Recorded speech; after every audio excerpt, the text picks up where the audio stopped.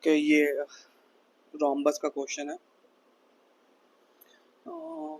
Shapes, geometrical shapes, इन सब पे question BPSC पूछते रहता है। 68 बीपीएससी में भी एक क्वेश्चन था शेप्स को लेके, स्क्वायर, रेक्टेंगल, पैरेललोग्राम। तो ये हमने उस टाइम भी हमने रोम्बस का प्रॉपर्टीज डिस्कस किया था। तो उस वीडियो का लिंक मैं एंड में लगा दूंगा, अगर आपने वो नहीं देखा तो आप वो जाके देख सकते हैं।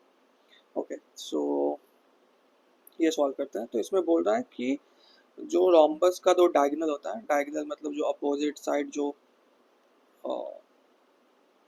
अपोजिट वर्टिसेस को जो लाइन कनेक्ट करता है उनको डायगोनल बोलते हैं। ठीक है, उनका एक है 10 सेंटीमीटर है। मतलब अगर ये मैं मान लूँ एक रोम्बस है, तो ये 10 सेंटीमीटर है पूरा, और ये पूरा 24 सेंटीमीटर है। और हम लोग को पेरीमीटर निकालना है, मतलब इस पूरे का जो बाहर का जो लेंथ है, उनके साइड्स का सम का जो लेंथ है वो निकालना है। ठीक है, तो इससे पहले हमें रोम्बस का प्रॉपर्टीज पता होना चाहिए। तो ये सारे रोम्बस के प्रॉपर्टीज होते हैं। पहला तो ये होता है कि इनके चारों साइड जो होते हैं ना वो इक्वल होता है। ठीक है, दूसरा होता है कि अपोजिट साइड्स पैरेलल होते हैं, मतलब ये साइड इसके पैरेलल होगा और ये साइड इसके पैरेलल होगा। तीसरा प्रॉपर्टी ये होता है कि अपोजिट एंगल इक्वल होते हैं, मतलब एंगल बी जो है वो एंगल डी के इक्वल होगा, एंगल सी जो है वो एंगल ए के इक्वल होगा। ओके, फोर्थ प्रॉपर्टी ये होता है कि जो डायगोनल्स हैं ये ये परपेंडिकुलर होते हैं एक दूसरे के। परपेंडिकुलर मतलब ये जब एक दूसरे को जहाँ भी कट करेंगे वो 90 डिग्री पे कट करेंगे, तो ये 90 डिग्री होगा। वैसे ही ये भी 90 डिग्री होगा, ये भी 90 होगा, ये भी 90 होगा। ठीक है, एक पॉइंट के अराउंड वैसे भी 360 डिग्री फॉर्म होता है, तो 90-90 होगा।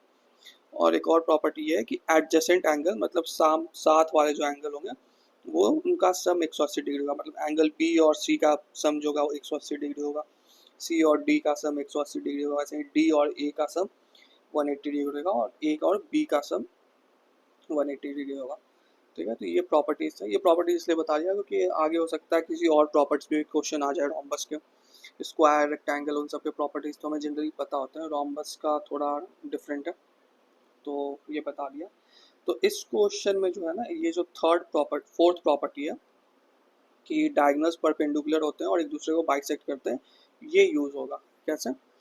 तो अगर यहाँ ये डायगोनल है ए बी, ऐसे मानते A B C D clockwise. ठीक है,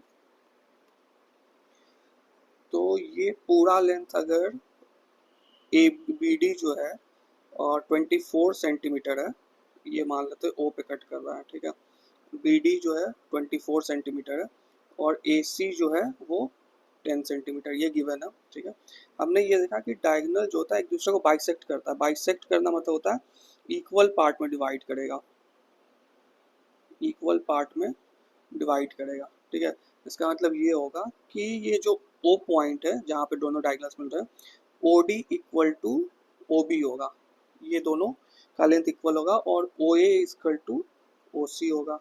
ठीक है, तो ओ डी जो है, ओ डी ये बी डी पूरा कितना था, 24 सेंटीमीटर था, और ओ जो है इसको हाफ पार्ट में कर दिया, तो ओ डी कितना हो जाएगा, 24 का हाफ कितना हो जाएगा, 12। और वैसे ही ओ बी भी 12 सेंटीमीटर हो जाएगा।